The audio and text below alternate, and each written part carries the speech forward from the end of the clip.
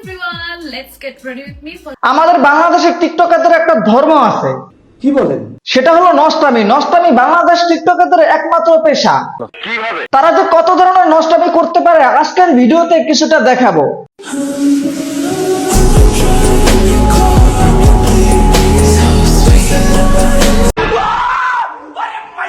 সে বিদেশে যায় সব দেখাতেছে, তাকে দেখলেই মনে হয় সে প্রেগনেন্ট।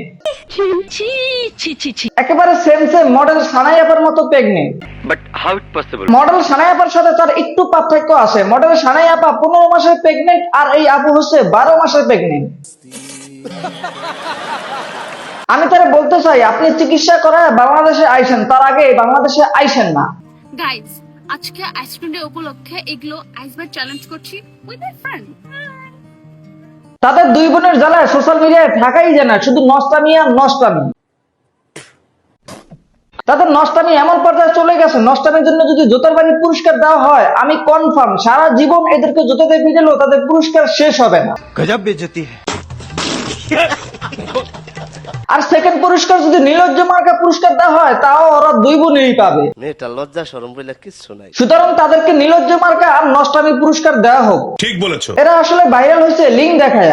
আমি ইগনোর করেই আসতেছি, ইগনোর করেই এত দূর আসছি। এই টিকটকের তাবিজ মার্কার লিঙ্ক ভাইরাল হয়েছিল, সেই লিঙ্কের জন্য মানুষ তাকে চিনে।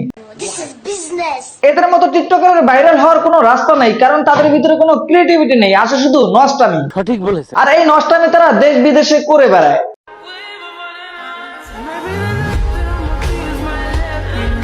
বাংলাদেশের কন্ডম কোম্পানি সালমান মুক্তাদির দেখলো, এদেরকে যে কেন দেখলো না? বাংলাদেশের কন্ডম কোম্পানিদের আমি বলতে চাই, ভাই আপনারা টিকটকার দিয়ে আপনাদের প্রমোশন করেন আর আপনাদের সেল বাড়ান। এটা একটা সুন্দর প্রশ্ন, আপনার আসলে খুব টেকনিক্যাল প্রশ্ন। তাতে আপনারাও লাভবান হবেন, তারাও লাভবান হবে।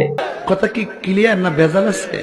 ঠিক বলেছো। তো আজ ঠিক বলা পর্যন্ত। যারা ফেসবুক থেকে দেখতেছেন পেজটা ফলো করে দিবেন, আর যারা ইউটিউব থেকে দেখতেছেন চ্যানেলটা সাবস্ক্রাইব করে দিবেন। দেখা হচ্ছে নেক্সট ভিডিওতে। ধন্যবাদ।